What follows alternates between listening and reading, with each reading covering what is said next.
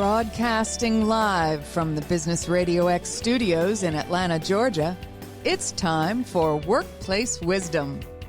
Sharing insight, perspective, and best practices for creating the planet's best workplaces. Now, here's your host.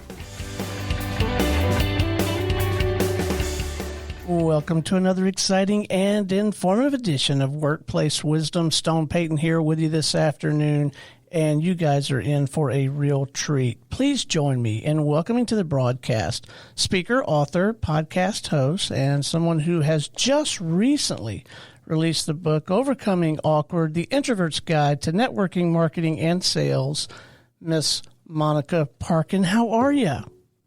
I'm great. Thank you, Stone. I'm excited to be here. Well, we are delighted to have you on the show. There's so much that you write about, that you speak about, and that you have some perspective, some unique perspective on that applies to so many people in the workplace.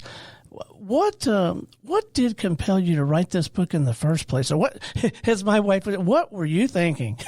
Yeah, really. What was I thinking? It was a couple of things. One is, as you mentioned in your intro, I'm a speaker. And after I would do a speech, I would be like, this would make a great book chapter sometimes, right? And I always had this idea in the back of my head that I'd like to do that, but I could never get the momentum going. And I was kind of just laying in bed on a Saturday morning once, scrolling Facebook, and I see this 30-day writing challenge pop up. And I was like, if I had like that challenge, like I knew I had to get it done in a certain amount of time, maybe I could do it. And so I signed up for it. It was like $100. And I thought, $100 isn't much to spend, but it's just enough that I don't want to throw it away either. And that's actually how this started, was with a 30-day writing challenge. So is this the product of you observing people that you might characterize as introverts and finding them a little bit awkward and kind of observing patterns? Or is this born of some personal experience or a little bit of both? Definitely born of personal experience. So definitely a total complete introvert here, or at least I used to be. I guess I still am at my core, but you just wouldn't know it to talk to me now. But yeah, definitely some workplace career experiences that caused me to have to get out of my shell, to have to push myself and challenge myself and find new ways of interacting with people. And out of those experiences came stories and analogies, and out of all that came a book. Now, in your line of work, as I understand it, or at least this is how it is in little old Woodstock, Georgia, where I run one of our Business RadioX studios. Your line of work, you're in the mortgage arena, right? And yeah. Have been for some time. There are several people here in the local community of Woodstock, and I suspect this is probably true in most communities. And they need to get out. They need to build relationships with real estate professionals. They need to build relationships with business owners. They need to be recognized and known in the community. So I would think that networking and hanging out at community events and all that kind of stuff would be typically a very important part of their job. And if they struggle with that, it could really impact their success, right? It is, but here's the funny part of it. Like, I never got the memo about that. So when I was dealing, I didn't, right? I had no idea. When I dealt with the mortgage broker that I dealt with, we did everything by phone, email. I never talked to her on the phone. I had a great experience. I thought, this is great. This is a great career. It'd be perfect for me. I could just stay home, hang out with my dog. I don't have to get to know people. I can do this all online. It'll be great. So, I go to school, I sign up, I get, I spend 8 months getting my license. I go to a brokerage and they're like, so when are you going to bring some clients in? I'm like, what do you mean? When am I going to bring some clients in? You're going to give me clients, right? And they're like, no, you got to get out there and network and get to know people and get yourself known in the community. None of this stuff is going to be handed to you. And I almost quit on the spot. I was like, what? Like, how did I not know this? And it was just a huge shock to my system. And we can talk more about this, but basically that was the moment after I'd done all the work when I found out that there was actually a lot more work to do. So, My business partner, who incidentally is the founder and CEO of the entire Business RadioX network. I've been working with him for 15 years. We've had some success. We've really enjoyed this business marriage of ours. He will be the first to tell you that he's an introvert, and we often will approach conversations very differently. And he's perfectly happy, for me to be the guy that, goes and does the Million Cups presentation or, shows the deck to somebody. But he's quite effective, quite successful. So I guess he's begun to find his way. And you clearly have found some strategies, some ways to approach this if you are an introvert. But a lot of your counsel, at least when I was looking through, it seemed kind of counterintuitive. It wasn't what I was expecting. Yeah. Funny thing, so that very first networking event that I went to, the office said, we're going to make it easy for you. There's a Chamber of Commerce dinner. You can come along, we'll have a great time. You can meet some people. And I got to that thing and there was no one there that I knew. And I literally, I turned around and I went out to my car because I just had a panic attack and I just sat out in my car and went, I can't do this. I can't do this. Like, this is too hard. And then one of my colleagues drove up and of course I couldn't bail at that point. So I walked in with her and I got through that event and I did all the things I was told to do, right? I shook people's hands. I handed out cards. I did all that stuff, sold them on myself, told them I could get them the best rate, the best mortgage. I was like in everybody's face. And then I got home at the end of the night and I'm looking at this handful of cards and I'm like, what am I even going to do with these things? And I ended up throwing them out. And then I had this moment where I was like, oh my goodness, if I'm throwing out their cards, what are they doing to my cards? And that's when I realized that kind of networking, maybe it works for some people, but it wasn't going to work for me. It wasn't the way to build an authentic relationship with somebody. So you made the transition, or probably a more accurate word is probably transformation based on what you're telling me so far. So, did this take months, years? Yeah. Well, it's kind of like, I guess it's like watching your kids grow up. One day they're a little kid and the next day they're grown up and you don't know when it happened. It's kind of how I feel about it. Like one day I was this total reclusive introvert and one day I woke up and here I am, speaking to people and showing up early at these events that I used to be afraid of, because actually that's where the best conversations are, right? When you get there early and there's people to talk to. But I shifted my perspective from what can I tell you about me to what can I learn about you, to being curious about other people and connecting other people with each other. So instead of let me sell you a mortgage or let me sell you a product, oh, that's interesting, Jill, you're a blogger and you blog about food. Well, Susie over there owns a winery. Have you guys met yet? And then connect them. And then this beautiful reciprocity starts to happen, right? They remember who connected them, not like you're expecting a favor back, but you're growing your own community when you grow other people's communities. And it's that authentic connections, those subtle little authentic connections that really grow relationships. I so appreciate and genuinely resonate with what you're describing, and the antithesis of that, which fortunately here in Woodstock, in our little community, this is not the case at all. But I have been to those meetings where there's maybe me and another person, maybe me and two other people, and the person has asked me a question, and I'm trying to answer it as best I can. Their objective is trade the cards, and I often can see them, but I can almost always feel them looking over my shoulder at like their next target, like they're not having a real conversation with me. It sounds like part of the formula here, and the best approach is just to have a real conversation. And then the other piece I think I heard in that was take on the role of helping other people connect with each other. Yeah. Yeah. It's someone told me once, it's Susan Thomas, someone I actually interviewed one time. She said, you've got 2 ears and 1 mouth. So use the ear to mouth ratio, right? Use your ears twice as much as your mouth. Listen twice as much as you talk. And that is how you create authentic connections, right? But those people you're talking about that are looking over your shoulder for the next one, yeah. I call those hunters, right? So they're out hunting today. They're going to eat today. They're going to catch their prey. But the thing is, if you keep hunting and hunting and hunting, you run out of food supply, right? If you're a fox and you raid every chicken coop in the neighborhood, eventually you run out of chicken coops. And that's what happens to those people. But if you're a farmer and you go out and plant seeds, build relationships, you might not eat that night, but long term, you will have crops that you harvest over and over and over again. Did you really write this thing in 30 days? I did, but Holy I kind cow. of cheated, not cheated, but some of it was old speeches that I'd done. And I didn't write on a typewriter. So what I did is when I'm driving my kids to school, because we've got a long ride to school, I would just record myself on my phone, just like I'm talking to you. I have an idea pop into my head. I would record it. I'd go home, run it through transcription software, and then edit it for an hour. And then, okay, boom, there's one chapter. Let's do the next one. That's actually, it doesn't come across as cheating at all to me. In fact, it's not a formal, published revenue stream for our studio partners. We're in several markets and we talk about teaming up with us and all that. But we've had several of our studio partners do what you're describing for people. They'll come in the studio and just kind of rap, right? Just get their, we call it first draft, and they'll just sort of get their thoughts out, and then we'll have it transcribed for them. And then some of them will go from there to write, and then some of them will get somebody that's really can write. I think I guess I'm a little biased. I'm a big fan of audio. I just think there's so much you can do with it once you have it. But I think that's brilliant.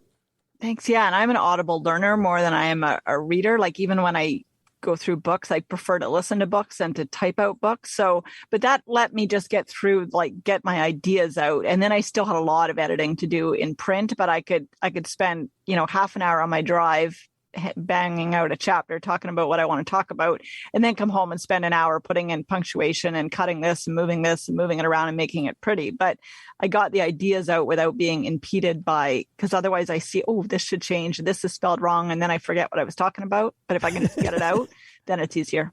Yeah, I think so too. Now you enjoyed this platform. You have your own show, yes? I do. Yes. And is it an interview show? Is it you sharing ideas? Tell us a little bit about your show. Yeah, it's called Juggling Without Balls. So it's about women that juggle multiple responsibilities. That that whole kind of like me. I'm a mortgage broker. I have a business at a veterinary hospital. I homeschool a kid, and I got all these things going on. So it's for women that are really struggling with trying to juggle all those different responsibilities. And it is an interview style, someone that's overcome a big obstacle or how they manage those difficulties, or that's done a big career change later in life, talking about how they did that pivot, right? And what the silver lining was and what they do differently, all that kind of stuff that we all want to know about these people. And what a great show concept. I bet that's a fascinating listen. I absolutely will. We have a show here in the Woodstock studio. It's just called Women in Business. I think your title is way cooler. and maybe we ought to have a different person producing it. But I will tell you, I am just I just can't believe the women that come here and talk about their personal lives and their business lives and what they've accomplished. And the other thing, in all of our media properties, I'm sure you're experiencing this, you really do get to build some great relationships and have really good conversations and genuinely get to know somebody when you just have a real conversation, kind of like we're having, right? It's Yeah, exactly. Just like we're having right now. Yeah. I have had so many relationships come out of those podcast interviews. And that was one of the reasons I started, is there's just so many women that I just want to get to know better. And I have daughters. So I kind of wanted to leave them this legacy of wisdom someday when I'm not here. There's this whole bank of podcasts that they can go back and listen to. But yeah, you're creating a new relationship actually with every interview, aren't you? At least that's been our experience. Well, congratulations on your success in doing that. And again, I'm sure you've seen this and had this happen. I mean, it's such a great way to serve other people, right? To give them a chance to share their story and talk about their work, and you get to know them. And as it turns out, serving folks is a pretty good business model. You nailed it exactly, Stone. Like that is the business model, is just how can I be of service to you today, right? How can I use this analogy in my book where I talk about, like, even if we live in a beautiful house, right? We built the most beautiful house. We keep the lawn immaculate. Everything's amazing about it. If we look across the street and like our neighbor's house is falling down or our town is falling down, then our property value goes down, right? So if our business is our house, if we don't support the other businesses in our community, if we don't support our own industry, then the value of our own business goes down too, right? And so, because I'm in real estate, that's the analogy that I use. Yeah. But that's why it's so important that we don't just look, how are we going to sell things? How are we going to make money? But how can we serve our community? How can we serve our industry? Even as a mortgage broker, like, how can I help out my fellow brokers? How can I help out my mortgage industry? Because when it's strong, my own business is strong in turn. And I don't have to be an extrovert to do that. I just need to be me. Amen.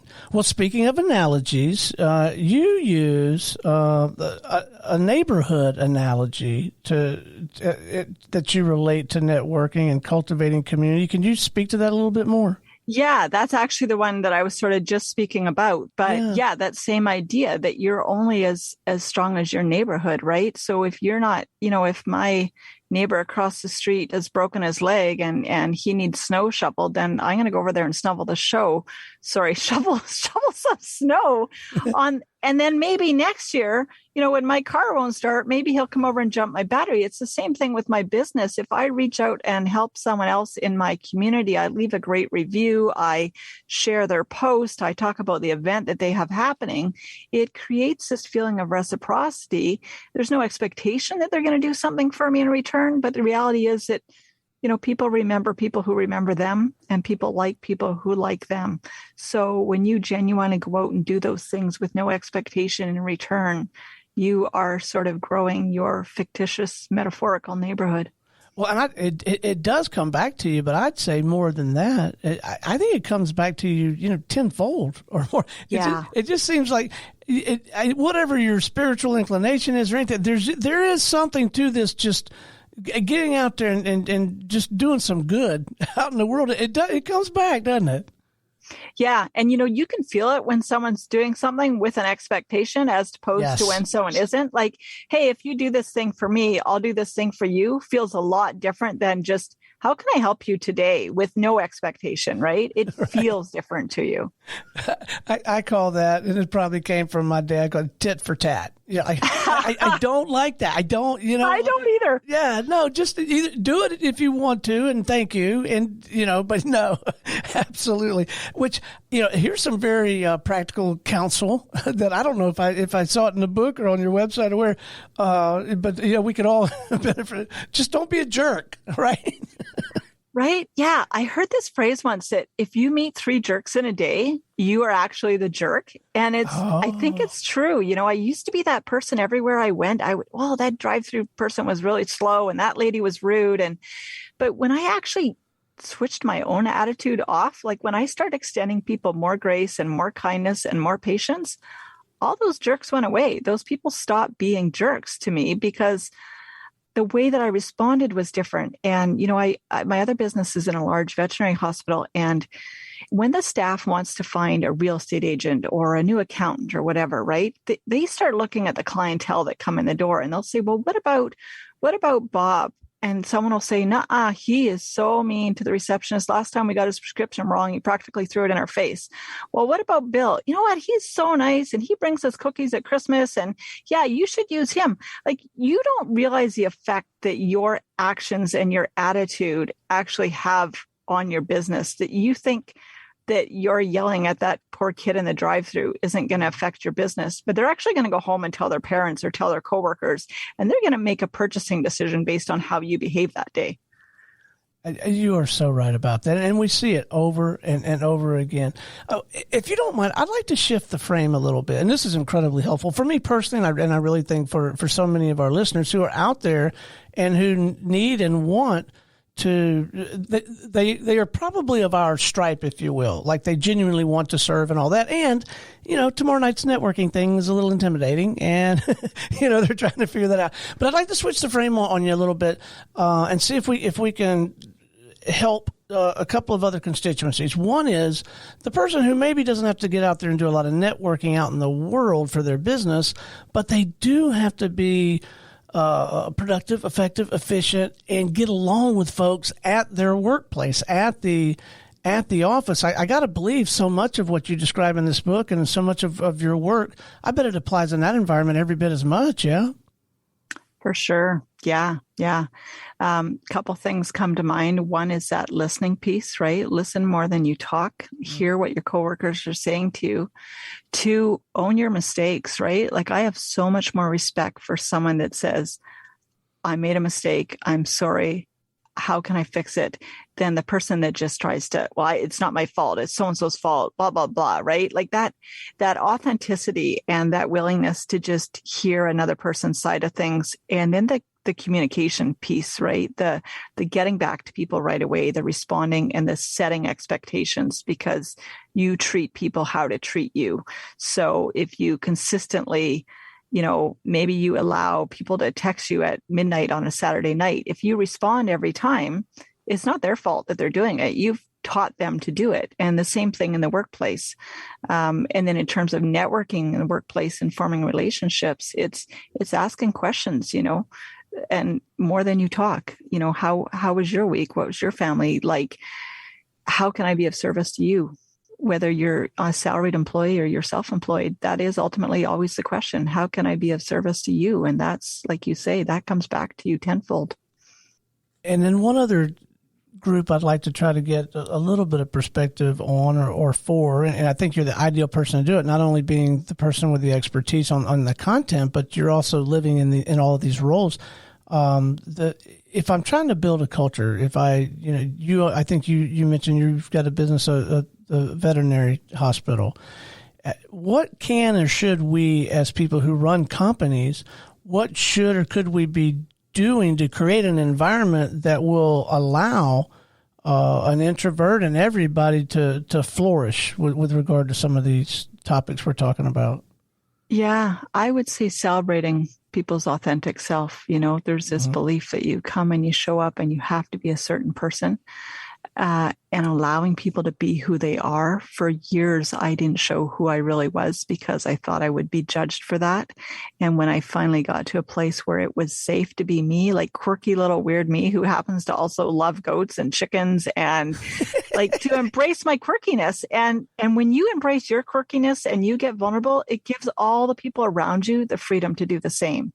And so really it's that leading by example. When you embrace your inner quirky or your inner nerd or whoever you are, it gives all the people in your workplace the safety to do that. And, when you get vulnerable, it gives them freedom to get vulnerable too. And often someone hears something in your story that they wouldn't have heard if you didn't share it. And it creates this workplace that feels safe and where people are welcome to be whoever they are.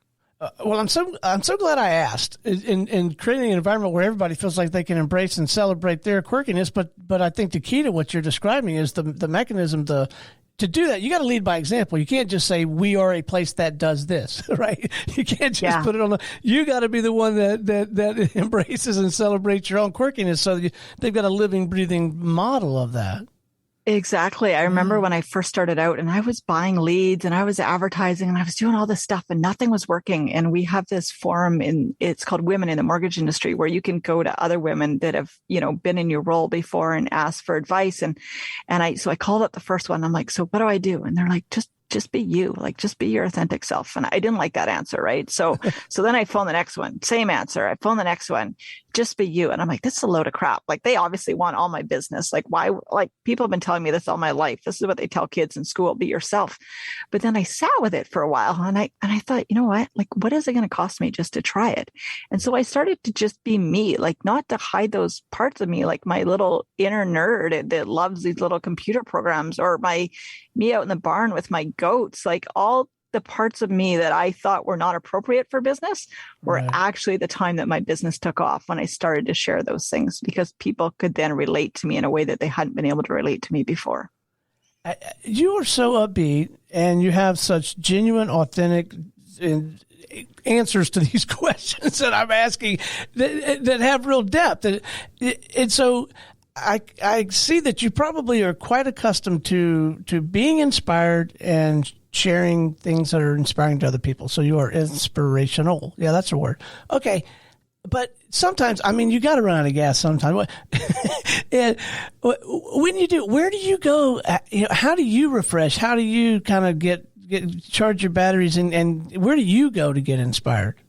Yeah, well, that's the beauty of it. I used to just go hibernate, like sit under the covers with a book, nobody talk to me, take the phone off the hook. But now I reach out to all those connections I've built, right? That's where I get inspired now is in those connections and those conversations. All the things that I used to avoid are now the things that actually bring me energy and inspiration and joy, is those connections and opportunities. Like I don't actually think I'm going to do this and I'm going to do this anymore. I just sit back and I wait for an opportunity to come by and I go, wow, that looks really exciting. I'm going to give that a try. And I just keep an open mind and keep those lines of communications open with those people I've connected to, because that's actually where despite being an introvert, that's actually now where I get my energy from, is from the people around me. After 20 minutes on the phone with you, I should have anticipated that answer, but it makes all the sense in the world. After getting to know you a little bit, talking with you, you actually are getting your energy now from what at one time was maybe a little awkward, intimidating, and all that. That's that's fantastic. So what's next? Is there another book in you? You're going to keep speaking? And what's on the horizon? Yeah, I don't think I have another book in me, but my editor says there's 5 more in my head somewhere. So I guess I just need to maybe sit still for long enough and see if they come to me, or turn on the recorder on the drive to school and see what comes out. But at this time, I'm just really enjoying getting out and talking about the book and doing some speaking engagements, talking to businesses about how they can help those introverted employees, how they can improve their culture, how people can be more authentic and be of service to the people around them and reap the rewards from that, not with an expectation of reward, but to just enjoy the reciprocity that comes from being of service to others. Yeah. All right. Before we wrap, let's make sure that our listeners, know where to get their hands on this book, and then whatever you feel like is appropriate in terms of if they'd like to have a conversation or learn more about your other work, whether it's a LinkedIn or a website or an email. But let's leave them with some points of contact. Yeah, for sure. And I'm sure some of these things will be in the show notes, but the book is called Overcoming Awkward, An Introvert's Guide to Networking, Marketing, and Sales. You can find it on Amazon or Barnes & Noble. It's in Kindle, paperback, and the Audible version is going to be out in about 2 weeks. I recorded that myself, so it took a little longer to get it together. And then the easiest way to reach me is just at my website, which is monicaparkin.ca, and you'll find all my contact info in there. I'm also on LinkedIn, Instagram, and Twitter. I won't give you those full handles, but I'm easy to find. Monica Parkin. Look for the crazy goat lady. I'm not hard to miss. Well, Monica Parkin, author of Overcoming Awkward, The Introvert's Guide to Networking, Marketing, and Sales. It has been an absolute delight having you on the show this afternoon. Thank you so much. Likewise, Stone. I've actually gotten a lot out of this as well, and your conversation, and I'm grateful for the opportunity and appreciate your little stories that you've woven into this interview also. Thank you for that. Absolutely my pleasure. All right, until next time, this is Stone Payton for our guest today, Monica Parkin, and everyone here at the Business RadioX family saying we'll see you next time on Workplace Wisdom.